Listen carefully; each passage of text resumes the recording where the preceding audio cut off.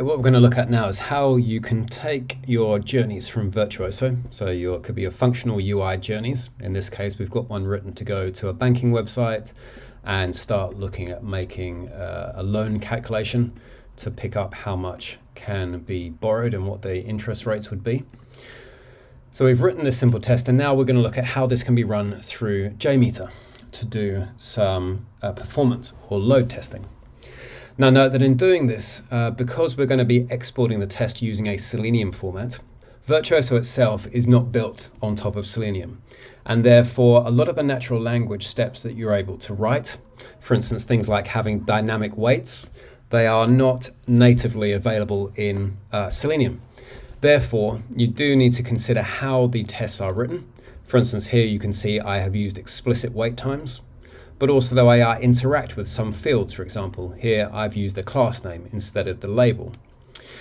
So to do this, you obviously need to do some consideration of the setup of the actual test itself. But once that is done and you have run it, including populating all the selectors, which is done automatically when executing the tests, you can then come to the project dashboard and take your goal, which contains, in this case, the one journey to be able to go through the banking loan application. We can click on the three dots and export into a Selenium format, which downloads a Java file. Now, to be able to run this, the only prerequisites are that you will, of course, will need to have JMeter, which you can go and download from Apache JMeter. And you will also need to make sure that you have Java version 11 on your laptop to be able to run this, or the server.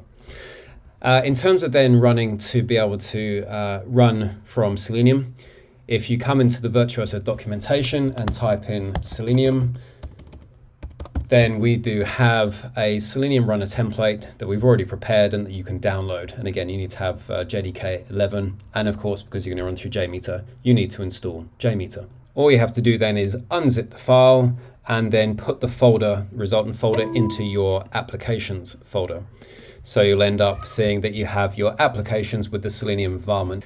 Now, what you will have to do, because of course, when you run JMeter, it's going to run on the local environment, and you'll therefore be running it against the browsers that are installed on your, whether it's your laptop or into your servers.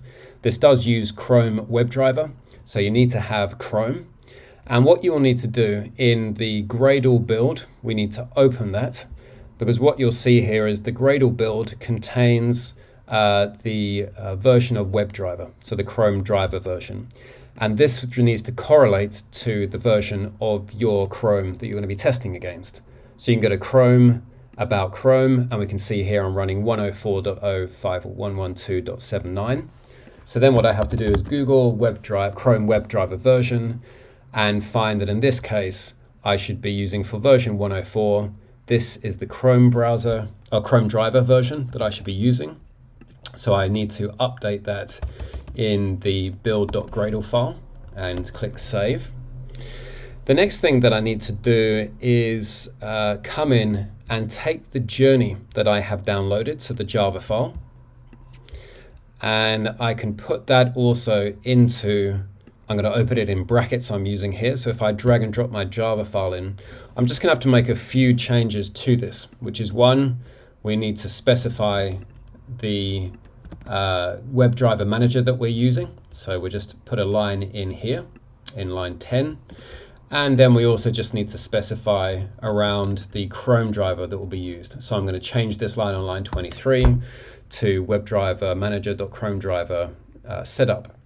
And then also by default, we're specifying this to run on headless mode, but we can change this to false to actually then when we run the test in JMeter to see it running. So now I can click save. And then what I want to do is just drag that file into my Selenium environment, and I want to put it in the source test Java folder. So I'm going to drag and drop that Java file and put it in the folder. Now we've got an example here, so I'm going to go ahead and get rid of that. That's just an example that comes with the project. However, I'm going to use the test JMeter test, which comes from the journey I've got in this goal. And now what I'm doing is I'm ready to basically run that. So I can load up my terminal. And first thing I need to do is change to point to the applications and Selenium environment folder. So change the directory. And then simply I just need to run gradlu run JMeter. And by doing that, it will initiate, set up the web drivers, and then it will open JMeter, as we'll see in just a second. So now that has opened JMeter, and we can see that's created a plan, a group, and all the threads, including the listeners. So we're basically going to be ready when we run this to run that journey, which we can see here. We're using the JMeter test. And when we run this, which we need to click on play, we will see that a Chrome browser loads up. There we go. And we'll start running through the test. So in this case, it's going through, it's going to accept the cookies. It's then going to go through and look at personal loans.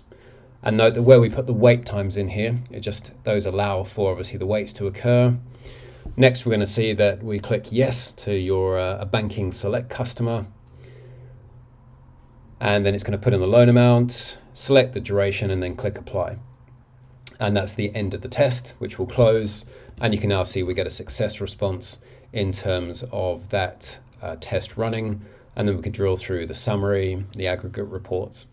And of course, you could set this up in terms of the how many threads you want to be able to run, and so on. So you can basically set up, for instance, you want to set so many threads and then loop it so many times. Obviously, you've got the standard settings you could have within JMeter. So if I want to run 5 of these concurrently and then click on play, then obviously we would see that same test.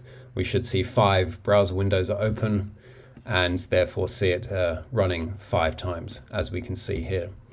And of course, for us to note that to be able to run JMeter, particularly if you're running, of course, on a local environment or server, you will of course need to have sufficient resource to be able to support running the total job, which if you're running to run into the hundreds or thousands, of course, you'll have to have suitable resourcing. So that's how, yes, you can run journeys from Virtuoso through JMeter with some consideration of how to configure that, but also how to set up your tests to be able to run them in JMeter.